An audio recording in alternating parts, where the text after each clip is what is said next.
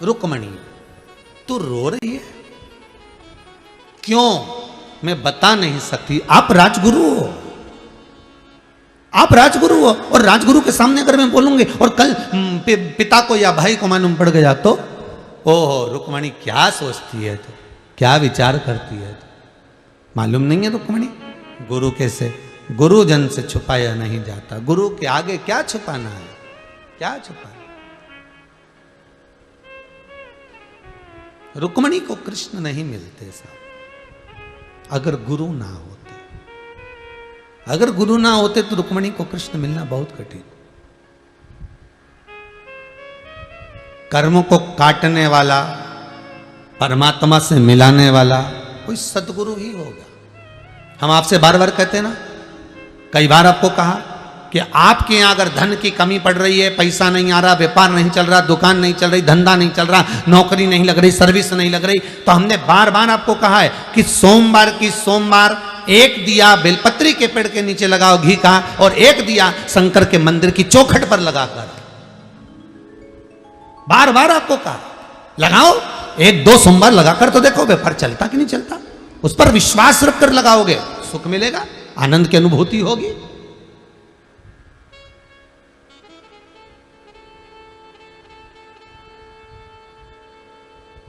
क्यों ना मिलेगा सुख?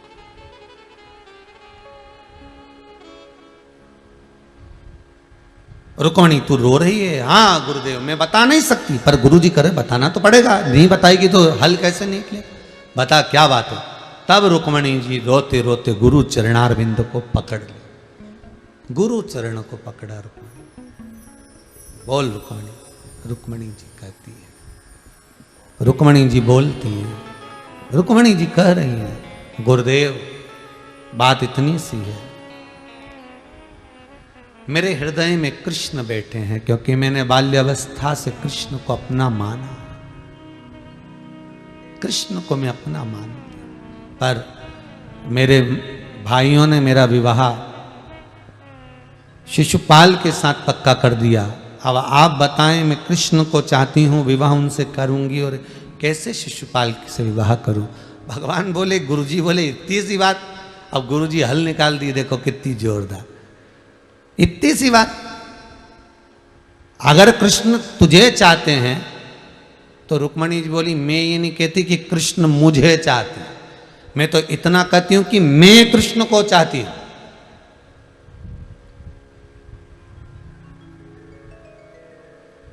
मैं कृष्ण को चाहती हूं।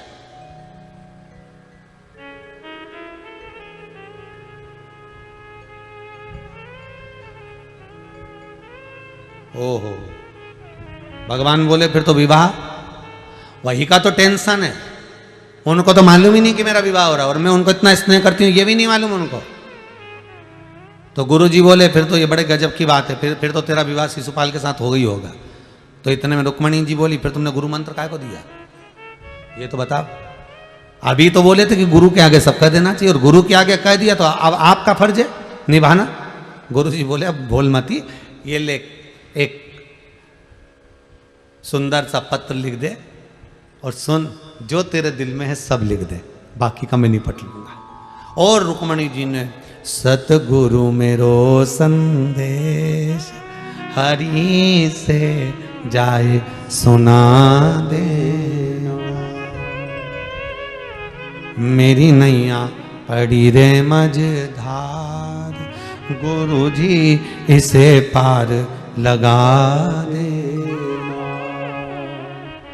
पत्र लिखा, सब लिख दिया। मैं तो द्वार द्वार पर हारी, पर सब कोई मिलते भिखारी।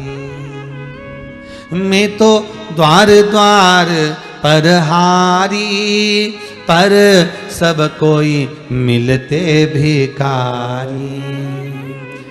एक दाता द्वारिका नाथ, मुझे तेरे पास बुला लेना। सतगुरु मेरो संदेश हरि से जाए सुना देना। सतगुरु मेरो संदेश हरि से जाए सुना देना। सतगुरु मेरो संदेश हरि से जाए सुना देना। सतगुरु सब गाइए, प्रेम से गाइए। संदेश हरि से जाए सुना देना। तेरी माला जपूंगी दिन रात, गुरु जी मुझे शरण लगा लेना। तेरी माला जपूं दिन रात, प्रभु जी तुम्हें चरण लगा लेना। आओ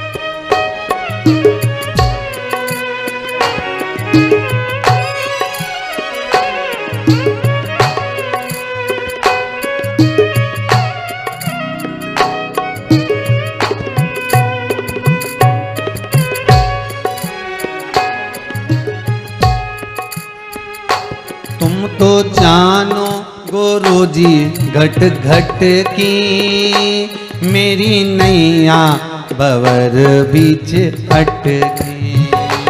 तुम तो जानो गुरु जी घट घट की, मेरी नैया बवर बीच अटकी। तुम तो जानो गुरु जी घट घट की, मेरी नैया बवर बीच अटकी।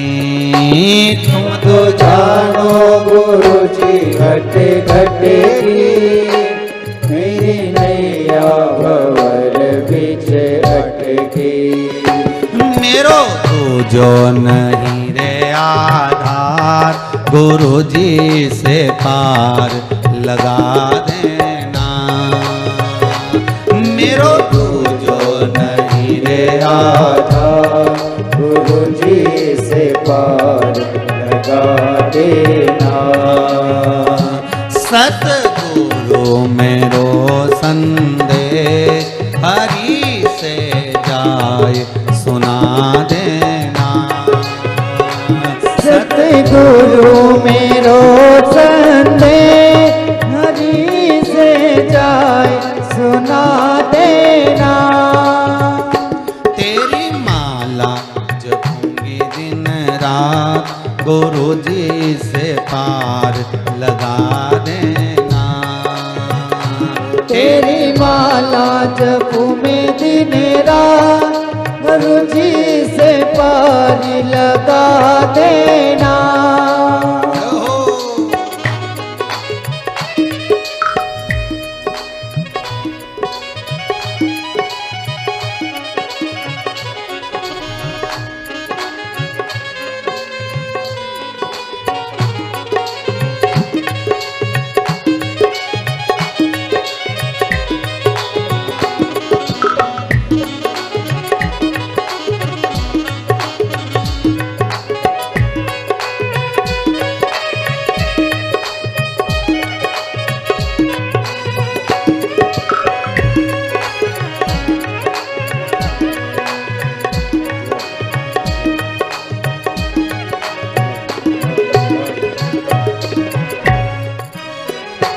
तुम तो जानो गुरु जी घट घट की, मेरी नैया बवर बीच अटकी। तुम तो जानो गुरु जी घट घट की, मेरी नैया बवर बीच बीच अटकी।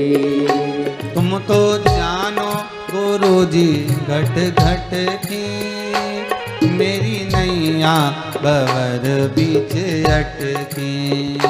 तुम तो जानो गुरुजी घट घट की, मेरी नैया भंवर बीच अटकी। ये डूब न जाए इस बार, गुरुजी से पार लगा देना। ये डूब न जाए इस बार, गुरुजी से पार लगा देना। तेरी माला जपती दिन रात, गुरुजी से पार लगा देना। ओ तेरी माला जपू में दिन रात, गुरुजी से पार लगा देना।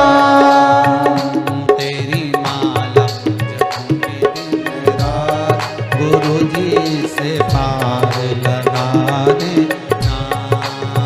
ओ तेरी माला जपू में दिन रात, गुरुजी से पार लगा देना। गुरुजी से पार लगा देना। गुरुजी से पार लगा देना। सदगुरुदेव के हाथ में पत्र दिया, पत्र देकर कहा कि इस पत्र को आप लीजिए गुरुदेव, ये पत्र आप जो करना है आपकी मर्जी। और गुरुजी ने वो पत्र लिया, द्वारकाधीश को दिया, और पत्र लेने के बाद भगवान को क्या कहा, ये पत्र रुक्मणी जी ने भेजा, अब तुम्हारी मर्जी, तुम जानो, तुम्हारा काम जाने। पत्र सुनते से ही भगवान ने कह दिया रुक्मणी को लेने जाऊंगा। अर्थात गुरु के पास जाकर अपने दिल की बात कह देने पर गुरु उस मंजिल तक पहुंचा देता है, ये पक्का। आप गुरु के पास जाकर कहो तो,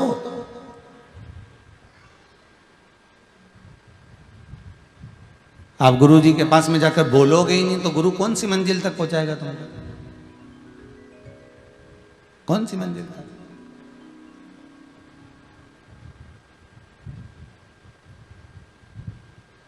इस कुबेरेश्वर धाम में भले अभी प्राण प्रतिष्ठा नहीं हुई भगवान की, क्योंकि अभी तो मंदिरों का काम निर्माण चालू है, वृद्धाश्रम का काम चालू है, गौशाला का काम चालू है, सब काम चल रहा है। पर इस कुबेरेश्वर धाम का एक बड़ा प्रबल भाव है कि यहाँ जो मन से, भाव से, चित्त से, वृत्ति से भगवान को रिझाता है, भाव से, चित्त से जो जो कामना कर जीव आता है, उसकी कामना बाबा पूरा जरूर करता है। 3 महीने में वो बुलाता ही रहता है, आइए, चले आइए।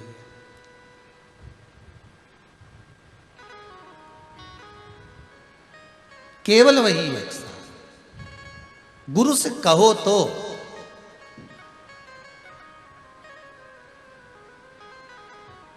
शिव रूपी गुरु के सामने अपने हृदय की बात कहोगे, क्यों ना सुनेगा, क्यों ना सुनेगा। कहा रुक्मणी जी ने मन की बात कही, शंकर मिल गए, भगवान कृष्ण मिल गए। देवराज वंचित रह गया गुरु से मिलने से। शिव महापुराण में चित्त नहीं लगा, मन नहीं लगा, आया कहीं बैठा बेलपत्री के वृक्ष की छांव में प्राणों को त्याग दिया, देवलोक को, शंकर के धाम को चला गया। केवल बेलपत्री के वृक्ष की छाया भी व्यक्ति को जीवन का सुख प्रदान कर देती। कई बार एक बार संशय आता है, हम कई बार बोलते हैं कि बेलपत्री के पेड़ के नीचे दिया लगाओ, बोलते हैं कि नहीं बोलते? पर घर के लोग इतने चतुर हैं कि बेलपत्री का पौधा घर में रख लिया, उसी के नीचे दिया लगाते हैं। शिव महापुराण की कथा कहती है कि बेलपत्री के पेड़ के नीचे दिया लगाओ।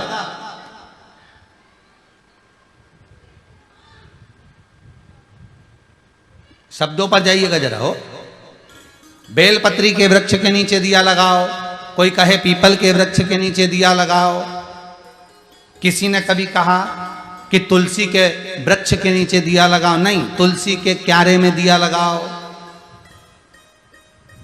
तुलसी के कुंड के पास दिया लगाओ, तुलसी के रोप के पास दिया लगाओ।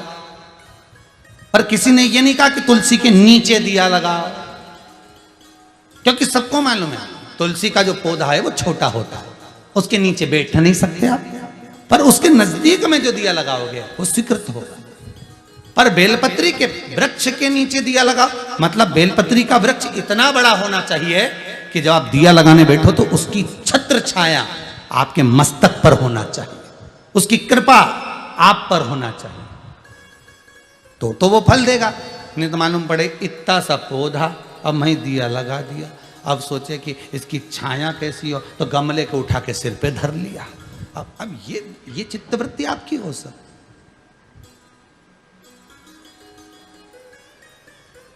पर कोई अनुष्ठान यदि आप कर रहे हो, आपको यहाँ से व्यासपीठ से कहा गया है कि बेलपत्री के वृक्ष के नीचे दिया लगाना है, पीपल के वृक्ष के नीचे दिया लगाना है, या बड़ के नीचे दिया लगाना है, तो उसका नीचे मतलब उसकी छत्र छाया आप पर होना चाहिए, तब फल मिलेगा।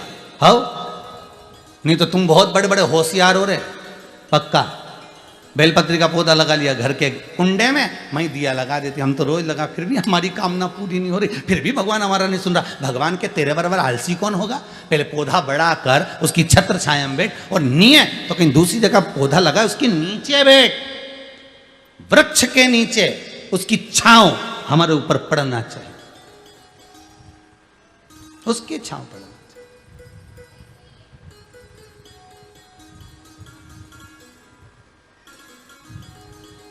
अब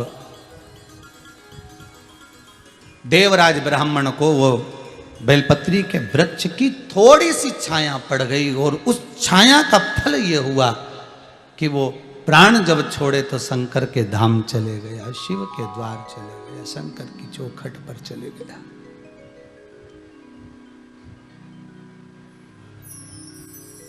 सुख का भान हो गया, आनंद स्थापित हो गया। कितनी प्रसन्नता की बात है। 2 जून से चालू है बेलपत्र महोत्सव चल रहा है, 25 जुलाई तक चलेगा, सावन का प्रथम दिन तक।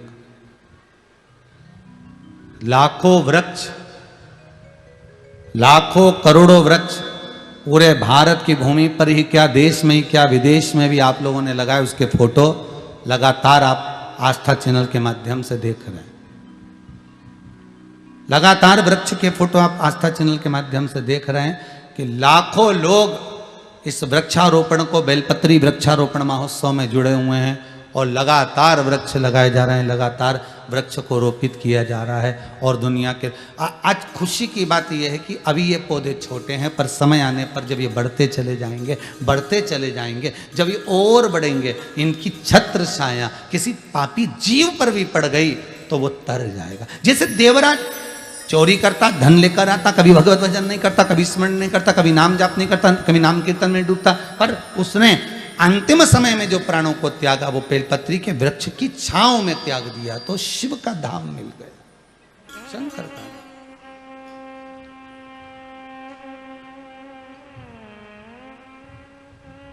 प्राप्त हुआ शिव धाम, प्राप्त हुआ शंकर का धाम।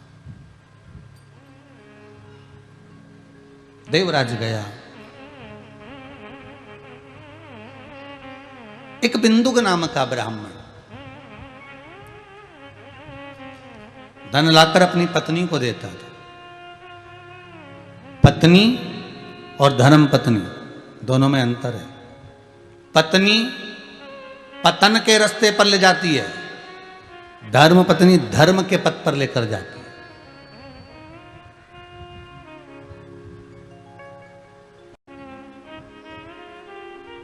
एक मायके ले जा रही है, वो पत्नी है। शॉपिंग मॉल ले जा रही है, वो पत्नी है। किटी पार्टी में ले जा रही है, पत्नी है। होटल ले जा रही है, पत्नी है। धर्म पत्नी वो जो पति से कहे बहुत दिन हो गए मेरे को कुबेरेश्वर धाम जाना है, बहुत दिन हो गए मेरे को महाकाल जाना है, बहुत दिन हो गए मैं कथा में नहीं गई, बहुत दिन हो गए मैं गुरु चरणारविंद के पास नहीं गई, बहुत दिन हो गए मैं मंदिर नहीं गई, बहुत दिन हो गए मैं सत्संग में नहीं गई। वो धर्म पत्नी है जो पति को धर्म के पथ की ओर लेकर जाए, धर्म के मार्ग की ओर लेकर जाए, वो धर्म पत्नी। धर्म पत्नी का फर्ज अदा करो। कभी कभी दिल से कह दिया करो, सुनो आज थोड़ा जल्दी आ जाना। पति पूछे क्यों? घबराहट हो गई बेचारे को, कहीं होटल तो नहीं ले जा रही वापस, 5,000 का बिल बनवा दिया। सुनो आज थोड़ा जल्दी आ जाना। क्यों? क्या बात क्या है, क्या करना है? कारण क्या? आज अपन शंकर जी के मंदिर में दिया लगाने के लिए चलेंगे, या फिर बेलपत्री के पेड़ के नीचे थोड़ी देर बैठ के आएंगे। रोज सीवर वाला महाराज का सुने कथा में, और वो सीवर वाला महाराज एक ही बात के, बेलपत्री का पौधा, बेलपत्री का वृक्ष, बेलपत्री का पेड़ ऐसा। तो अब अपन भी एक काम करें, रोज गार्डन घूमने जाते हैं, होटल घूमने जाते हैं, अब सोमवार के सोमवार नियम बनाने कि दोनों बेलपत्री का कहीं पौधा हो, पेड़ हो, उसके नीचे 2 मिनट बैठकर श्री शिवाय नमस्तुभ्यम का जाप करेंगे, श्री शिवाय नमस्तुभ्यम का स्मरण करेंगे, जाप करेंगे।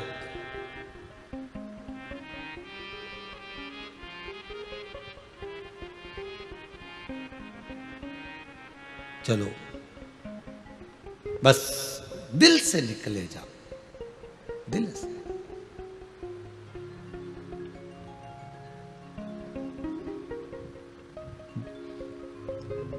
लोग सुदामा जी की पत्नी को बहुत कहते हैं, सुदामा जी की पत्नी इतनी तेज थी, रोज अपने पति से कहती थी द्वारका जाओ, द्वारका जाओ, दोस्त के यहाँ जाओ, मित्र के यहाँ जाओ, और कुछ तो देगा, कुछ तो लेकर आओगे, जाओ जाओ। अरे सुदामा जी की पत्नी के जैसा दुनिया में कौन की पत्नी होगी? सुदामा जी की पत्नी के बराबर कौन की पत्नी होगी? सुबह से उठकर एक ही बात कहती है कि जाओ द्वारका, जाओ कृष्ण के पास।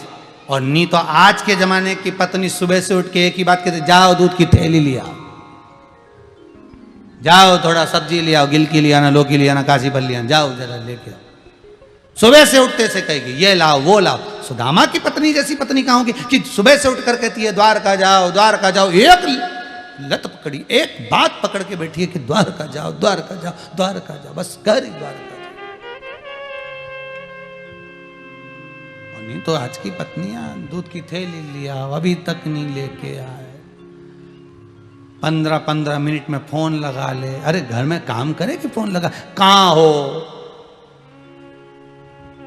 और पति कहते जहन्नुम में। फिर हर आधे घंटे में फोन, अरे काम करने दो, कहां हो? क्या बोले?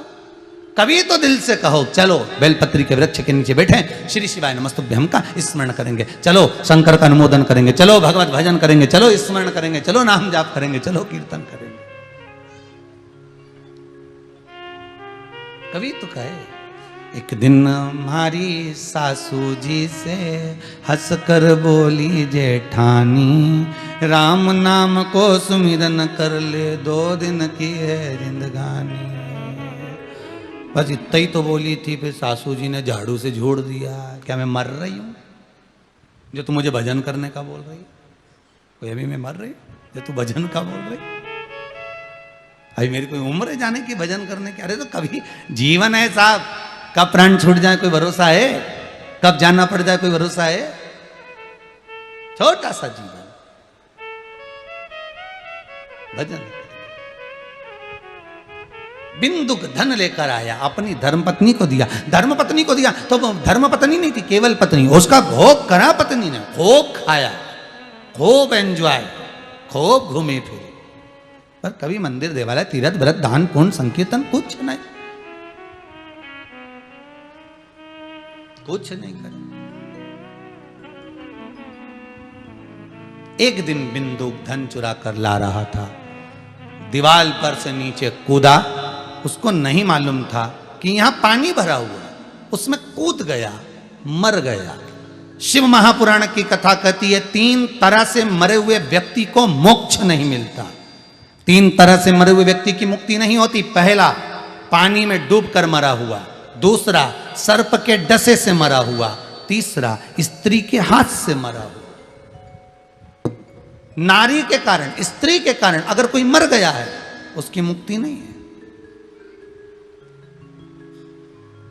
ये कई छोरा होन कह देते हैं हम तो उसकी याद में मर रहे, तो हम उनसे एक ही बात के काय को मर रहे, भूत बन जाओगे, प्रेत बन जाओगे, गति बिगड़ जाएगी। स्त्री के चक्कर में कभी मत मरना, जिंदगी नरक हो जाती है। यहाँ लिखा शिव पुराण में 3 तरह से मरे हुए व्यक्ति को मोक्ष नहीं है। पहला पानी में डूबकर मरा हुआ, दूसरा सर्प के डसे से मरा हुआ, तीसरा स्त्री के हाथ से या उसके चक्कर में मरा हुआ।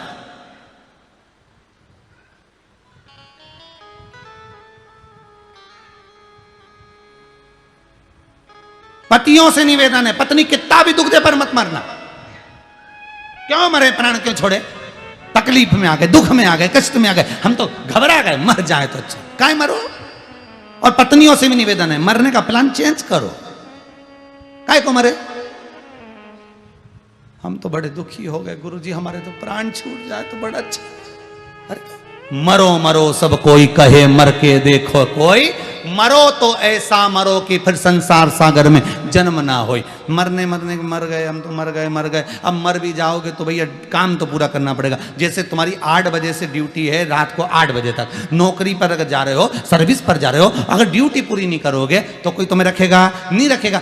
अगर आज नहीं करोगे तो बाद में करना पड़ेगा, पर ड्यूटी तो निभाना पड़ेगी। उसी तरह परमात्मा ने जन्म दिया है कर्म का भोग भोगने के लिए, अगर नहीं भोगोगे और जरा सा दुख आया और मर भी गए तो फिर जन्म लेना पड़ेगा, फिर भोगना पड़ेगा, फिर जन्म, पुनरपि जननम पुनरपि मरणम। जगतगुरु शंकराचार्य जी कहते हैं फिर जन्मो, फिर मरो, फिर जन्मे, फिर मरे। तो ये कब तक करोगे? इसलिए पूरी ड्यूटी करके जाओ। कोई कितना ही कष्ट आ जाए, कर्जा बढ़ जाए, बीमारी आ जाए, दुख आ जाए, तकलीफ आ जाए, कभी मत सोचना कि हमें मरना। हम तो पूरी ड्यूटी करके जाएंगे, जब वो लेने आएगा तभी जाएंगे, नहीं तो हम तो पड़े सभी जा नहीं जाए।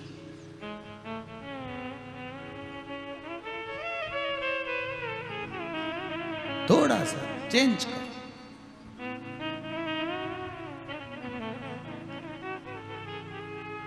चित्तवृत्ति लगाइए भगवान।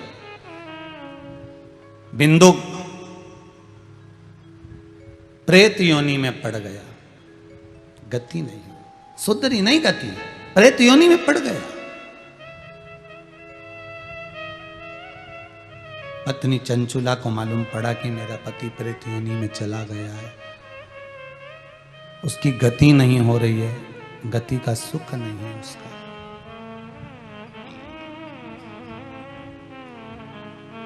सारे नगर के लोग काशी जा रहे थे, ये भी चल दिए, ये भी काशी जा रहे हैं। और काशी जैसी पहुंची है, कभी जिंदगी में तो काशी गई नहीं थी, आज पहली बार तो काशी गई है, अभिमुक्त नगरी में पहुंची है, मोक्ष नगरी में पहुंची है। काशी अभिमुक्त नगरी है, मोक्ष नगरी जिसमें वो पहुंची है। और उसमें पहुंचने के बाद उसका जो मन था, गई थी केवल खरीदारी करने के लिए, शॉपिंग करने के लिए, क्या अब गांव के लोग जा रहे हैं तो मैं भी चली जाती हूँ, पर मन उसका लग गया भगवान की उस नगरी में। कहीं शिव महापुराण की कथा हो रही थी और उस शिव पुराण की कथा में जाकर वो थोड़ी देर के लिए बैठ गए, मात्र 2 क्षण के लिए, मात्र कुछ देर के लिए।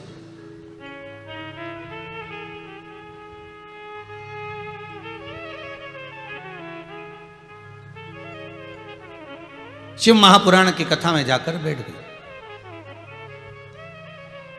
फिर देखिए कितना सुंदर कहा है, जिसको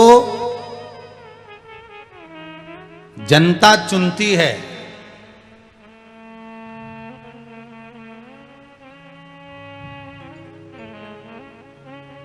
जिसको आप चुनते हो वो संसद में जाकर बैठता है, और जिसको मेरा देव अधिदेव महादेव चुनता है वो सत्संग में जाकर बैठता है। दोनों के बैठने की जगह अलग अलग है। जनता आप जिसको चुनोगे वो संसद में बैठेगा, और जिसको देव अधिदेव महादेव चुनता है, मेरा शंभु, मेरा त्रिकालदर्शी, मेरा कैलाशी अविनाशी शंकर चुनता है, वही शिव महापुराण में जाकर बैठता है, वही बैठता है। कितना सुंदर कहा है। आज फिर कहते हैं, उज्जैन के ऋणमुक्तेश्वर मंदिर में एक लाइन लिखी हुई है, जाकर पढ़िएगा, पत्थर पर गुथी हुई है कि सारी पुराणे 7 पीढ़ी को तारती है, केवल एक शिव महापुराण ऐसी है जो 71 पीढ़ी को तारती है, केवल एक, दूसरी नहीं।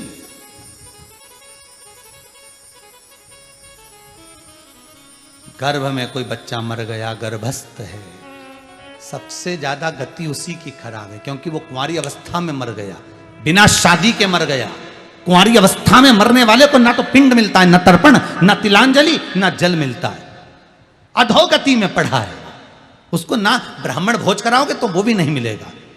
4 महीने के बाद जो बच्चा गर्भ में मर जाता है, उसका ना पिंड है ना तर्पण है। कुंवारी अवस्था में जन्म लेने के बाद भी मर गया, शादी नहीं हुई उससे पहले मर गया, तो उसकी गति बड़ी बुरी है। ना पिंड, ना तर्पण, ना तिलांजलि, ना ब्राह्मण भोज, कुछ भी नहीं मान्य है। उसकी गति काय से सुधरती है? केवल एक शंकर की कथा से, उसके सिवाय कुछ नहीं। केवल एक शिव महापुराण, उसके सिवाय कोई गति नहीं।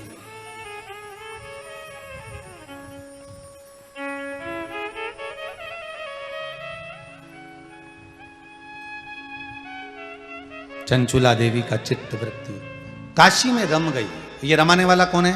देवाधिदेव महादेव, शंकर के सिवा कोई नहीं रमा सकता। आपका मन अगर कथा में लगा है, आपका मन अगर शिव पुराण में लगा है, आप अगर शंकर की कथा को भले टीवी पर सुन रहे हो, भले मोबाइल पर सुन रहे हो, भले कहीं पर बैठकर सुन रहे हो, पर आपकी चित्त वृत्ति में अगर शंकर की कथा आई है, तो ये दूसरा कोई रमाने वाला नहीं, शिव है। इस पर मन लगता ही नहीं है।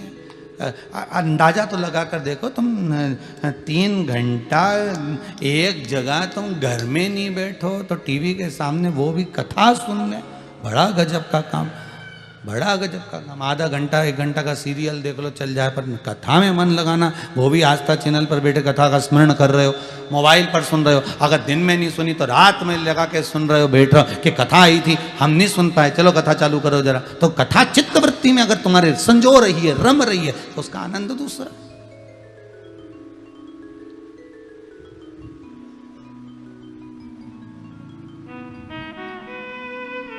चंचुला देवी का मन कथा में लग गया।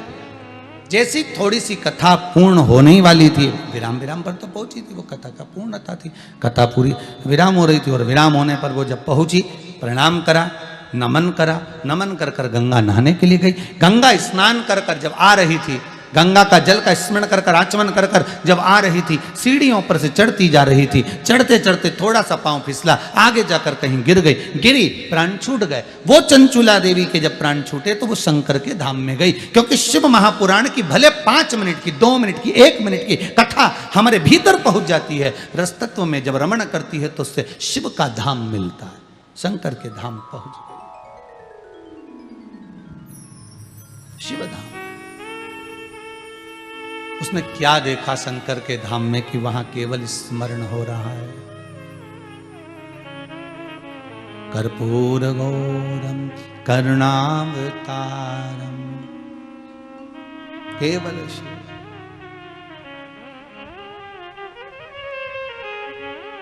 केवल एक शिव दिख रहा, दूसरा कुछ। ओम नमः शिवाय, नमः शिवाय, नमः शिवाय, ओम नमः शिवाय। उच्चारण, स्मरण, कीर्तन, जाप चल रहा है। चंचुला देवी जैसी पहुंची, शंकर भगवान से पार्वती ने कहा, प्रभु नेत्र खोलिए। शंकर भगवान बोले कौन आया है? पार्वती ने कहा कोई स्त्री आई है, चंचुला नाम है उसका। शंकर भगवान बोले ये मेरे काशी से आई है, मेरे काशी से आई है। पार्वती जी बोली फिर आपको मालूम है काशी से आई, फिर काय को नेत्र बंद करके बैठे हो? कई लोगों की आदत रहती है जिससे बात नहीं करना रहता ना उसको देख कर नेत्र फेर लेते। शिवजी चंचुला से नेत्र क्यों फेरे थे, क्या कारण था? शंकर भगवान को मालूम है कि ये काशी से आई है, तो भी भगवान शिव चंचुला को देखना क्यों नहीं चाह रहे थे? चंचुला के ऊपर दृष्टि क्यों नहीं देना चाह रहे थे? शिव महापुराण कहती उसका एक कारण था कि चंचुला मृत्यु लोक में जन्म लेने के बाद, मानव का शरीर पाने के बाद गुरु चरणारविंद से दूर रही और भगवत भजन में ना डूब पाई, शिव स्मरण में ना डूब पाई, केवल भोग में डूबी है, केवल भोग में।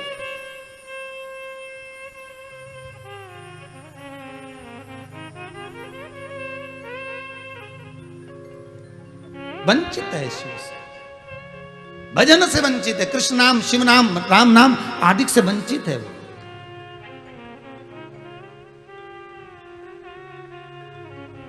और यही तो है, बस इस चित्त को शंकर तक लगाना कि मेरी प्रीत ना टूटेगी भोले बाबा से, मेरी प्रीत ना टूटेगी भोले बाबा से, मेरी प्रीत ना छूटेगी भोले बाबा से, मेरी प्रीत ना छूटेगी भोले बाबा से, भोले बाबा से डमरू वाला से, भोले बाबा से डमरू वाला से, भोले बाबा से डमरू वाला से, भोले बाबा से डमरू वाला से, मेरी प्रीत ना टूटेगी भोले बाबा से, मेरी प्रीत ना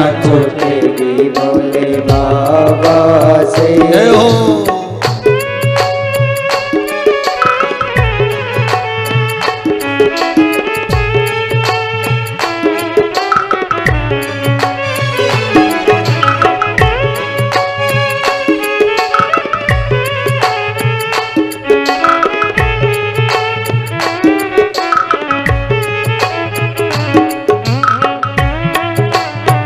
हर भोले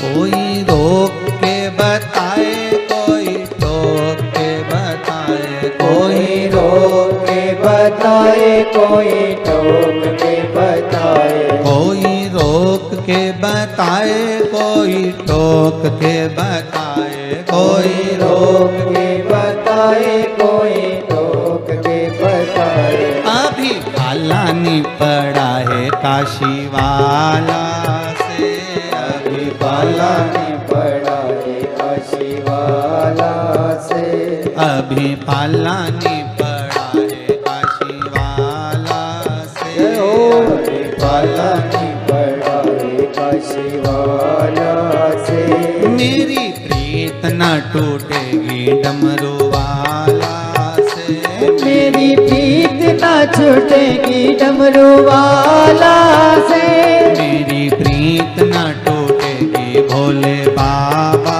से, मेरी प्रीत ना छूटेगी भोले बाबा से, मेरी प्रीत न टूटेगी डमरू वाला से, मेरी प्रीत ना छूटेगी डमरू वाला से। भगवान शिव की कथा कहती है चंचुला देवी की चित्त वृत्ति शिव में भले आ गई हो पर शंकर उसको देखे नहीं, शंकर नहीं देख पाए। शंकर ना देखने का कारण केवल इतना है कि शिव इसलिए नहीं देख रहे हैं क्योंकि ये गुरु चरणारविंद से विमुख है, छूटी हुई गुरु चरणों से।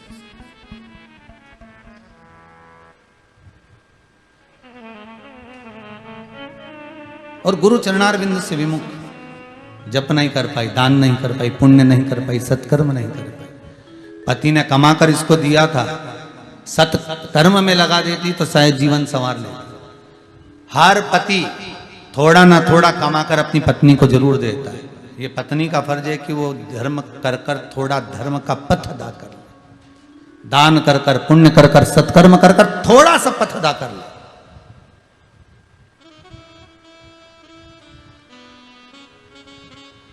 थोड़ा पुण्य करती चले। ये धर्म पत्नी का था। केवल जोड़ा आखिरी में छोड़ा, ये सुख नहीं है हमारा। थोड़ा सा सुख हुआ। अब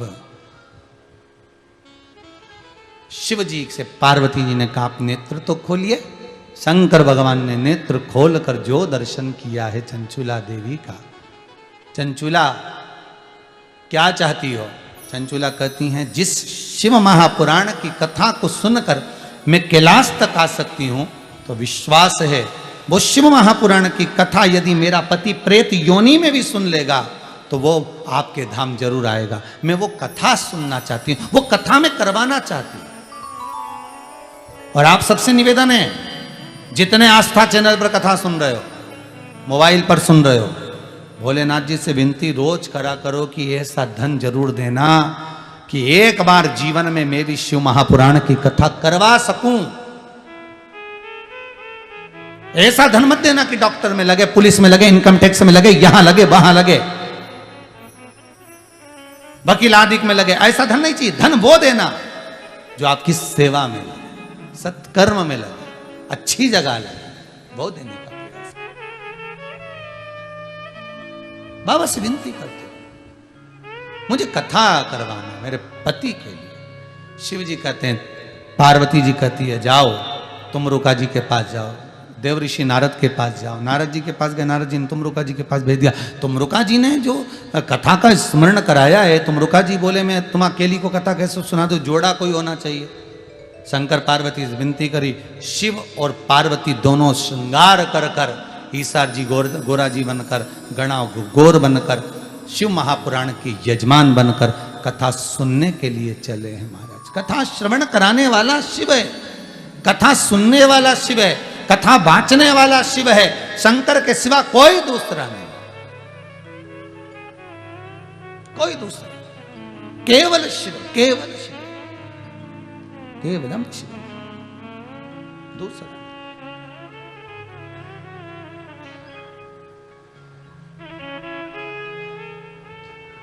भगवान शिव का स्मरण करा, कथा का रस स्वादन करा, तुमरुका जी से निवेदन करा और तुमरुका जी से जाकर विनय करी। वो तुमरुका जी जिस नारी का गर्भ नहीं ठहरता हो। ये तुमरुका जी का नाम कोई साधारण नहीं है। शिव महापुराण सुनाने वाले जिन्होंने शंकर पार्वती को, चंचुला देवी और बिंदुक को सुनाई, वो साधारण नहीं है तुमरुका जी। इनका वर्णन पिछले वर्ष की कथाओं में किया है। जिन्होंने नहीं सुनी हो तो कभी यूट्यूब पर उस कथा को निकाल कर सुनना। ये तुमरुका जी कोई साधारण नहीं। 8-8, 10-10 साल हो जाए, 15-15 साल हो गए, नारी का गर्भ ना ठहरता हो, संतान ना होती हो, सारे उपाय कर लियो, तो एक उपाय जरूर करना। सफेद आंकड़े की जड़, सफेद आंकड़े की, अकौए की जड़, आंकड़ा की जड़ मंगाकर रजस्वला धर्म के 7वें दिन, जो रजो धर्म होता है, उस राजो धर्म के 7वें दिन आंकड़े की जड़ को शंकर भगवान के शिवलिंग पर 21 बार घुमाकर तुमरुका जी का नाम लेकर, अपना नाम गोत्र बोलकर, नारी कमर में उसको लाल धागे में अगर बांध ले महाराज, तो बाबा की कृपा, शिव का अनुमोदन, 3 माह में गर्भ अवश्य ठहरता है। भले हो गए 18 साल, 10 साल, 12 साल, 15 साल, एक प्रयास बाबा का विश्वास रखकर अवश्य करें। बाबा का विश्वास रखें। साथ में 5 बेलपत्र के पत्ते हर 5 दिन में शिव जी को चढ़ाएं। उस पत्ते को उठाकर लाएं, पीपल के पत्ते को। एक पत्ता रोज प्रतिदिन रात्रि को सोने से पहले दूध में गाय के उकाल लें। उस दूध को पति और पत्नी अवश्य पीकर सोएं। फिर 5 पत्ते रोज एक एक दिन ऐसे ही उकाल कर पिएं। 5 पत्ते को ठंडा करते जाएं। फिर दूसरे चढ़ाएं शिव जी को, फिर उसको दूध में उकालें, फिर उसको पिएं। ऐसा 3 महीने तक नियम धारण कर कर जो भाव से, आनंद से भगवान शिव का गुणगान, तुमरुका जी का स्मरण करता है, बाबा उसकी झोली गोदी अवश्य भरता है। ऐसे हैं भगवान शिव के गण श्री तुमरुका। भगवान शिव का अनुमोदन सुख देने वाला है। बहुत बहुत साधुवाद देता हूँ आनंद के साथ। आज पहला दिवस कथा का विराम की ओर ले रहा है। भाव भक्ति से अपन सब पहले दिवस की कथा को यहाँ विराम देते हैं। आनंद से कल द्वितीय दिवस की कथा में प्रवेश करेंगे। बहुत बहुत साधुवाद देते हुए आज की कथा को विराम लेते हैं। हर हर महादेव।